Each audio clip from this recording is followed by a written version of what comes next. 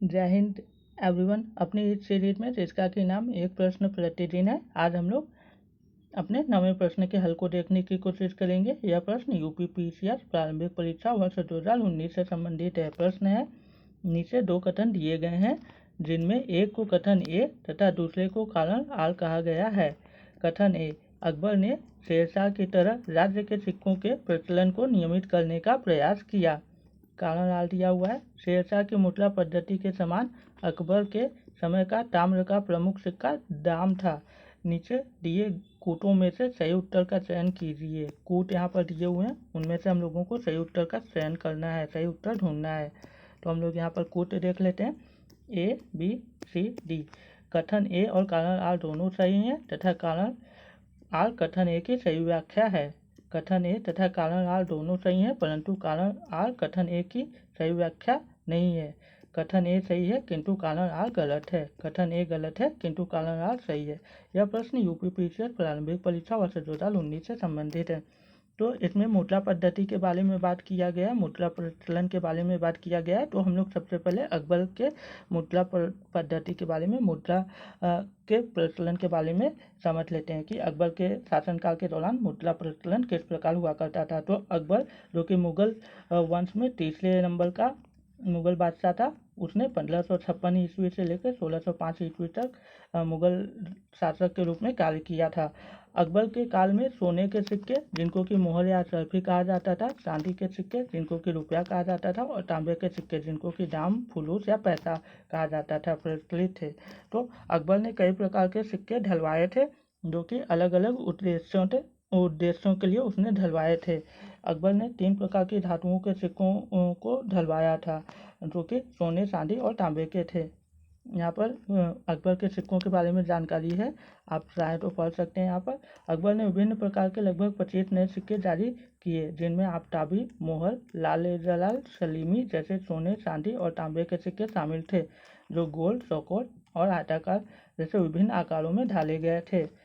उसके बाद हम लोग इनके सोने, चांदी और तांबे के सिक्के के बारे में देख लेते हैं। अकबर के सोने के सिक्के, अकबर ने 26 प्रकार के सोने के सिक्के जारी किए, जिनमें सम्राट, रहस, आफ्ताबी, सलीमी और शहंशाह शामिल थे।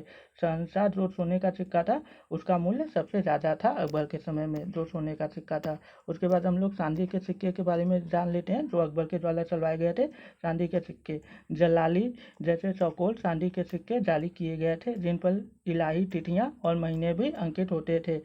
जलजला प्रकार के सिक्के, ये चांदी के रुपए थे, जिन पर इलाही तिथि और महीना अंकित होता था।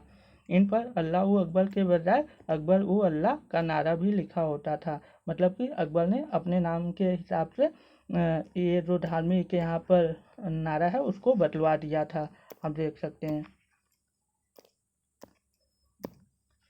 चांदी के जो सिक्के थे उनमें इलाही, कालीमा और रामसिया आदि प्रकार के भी सिक्के जारी किए गए थे, जो कि चांदी के सिक्के थे। उसके बाद हम लोग देखते हैं विभिन्न मूल्य वर्ग, मतलब चांदी में भी कई प्रकार के सिक्के थे जिनका कि मूल्य अलग अलग था। रुपए के साथ साथ अन्य मूल्य वर्ग भी थे, जैसे कि आधा, 1/4, 1/8 और 1/16। इनको हम लोग टंका कहते थे के रूप में आंशिक चांदी के सिक्के थे। अर्थात इनका मूल्य चांदी के सिक्के का 1/2, 1/4, 1/8 और 1/16 हुआ करता था। इनको टंका कहते थे। उसके बाद हम लोग तांबे के सिक्के को देख लेते हैं। तांबे के सिक्के, अकबर ने दाम और इसके आंशिक मूल्य वर्ग जैसे अधेला, आधा दाम मतलब 1/2 दाम, पावला, चौथाई दाम और दमली, 8वां भाग जारी किए। मतलब कि इन सभी का मूल्य दाम के आधे, 1/4 और 1/8 भाग के बराबर था। तो अकबर ने कुछ इस प्रकार के सिक्कों को जारी किया था। एक दाम, 1 रुपया में 1 रुपया 40 दाम के बराबर हुआ करता था। मतलब दाम बहुत ही छोटी इकाई थी उस समय। जो मतलब मुद्रा की छोटी इकाई, सबसे छोटी इकाई दाम थी। दाम में भी कई छोटी इकाई थे, जैसे मीटर में कई छोटे इकाई होते हैं, सेंटीमीटर, मिलीमीटर, वैसे ही यहाँ पर रुपया में, जो कि मुद्रा पद्धति है, मुद्रा का मापन करने की एक इकाई है, उसमें भी सबसे छोटी इकाई दाम हुआ करती थी मुद्रा प्रचलन में। तो उसके बाद यहाँ पर प्रश्न में पूछा जा रहा है कि अकबर ने जो शेरशाह सूरी के जैसे कॉपी करने की कोशिश की थी, शेरशाह सूरी के जैसे मुद्रा प्रचलन को करने की कोशिश की थी, क्योंकि शेरशाह सूरी ने भी 3 धातुओं के ही सिक्कों को प्रचलन में किया था और पहले शेरशाह सूरी ने ही प्रचलन किया था। शेरशाह सूरी, आपको पता है जब हुमायूं भाग गया था भारत से शेरशाह सूरी से हारने के बाद 1540 से 1555 तक शेरशाह सूरी ने दिल्ली पर शासन किया था। इस दौरान उसने 3 प्रकार के सिक्कों का प्रचलन किया था, जिनमें कि सोने के आपके मोहर थे, चांदी के सिक्के मतलब जो थे वो रुपए कहलाए, और जो तांबे के सिक्के थे वो दाम कहलाए। तो अकबर ने भी इसी प्रकार, इसी अनुरूप, इसी के समान अपने मुद्रा प्रचलन को जारी रखा, थोड़े परिवर्तन करके। तो यहाँ पर दोनों कथन सही है, कथन ए और कथन आर दोनों, कथन ए और कारण आर दोनों सही है, परंतु यहाँ पर आप कह सकते हैं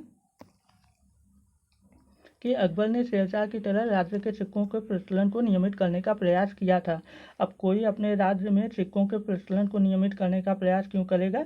क्योंकि वह अपने राज्य में स्थिरता और मतलब व्यापार में उन्नति चाहेगा, जिससे कि उसको अधिक से अधिक राजस्व की प्राप्ति हो सके। तो यहाँ पर ये जो कारण है ये भी सही है कि अकबर के समय का जो प्रमुख सिक्का तांबे का था वह दाम था, लेकिन कारण जो है यहाँ कथन ए के लिए ये कारण सही नहीं है, उचित नहीं बैठ रहा है।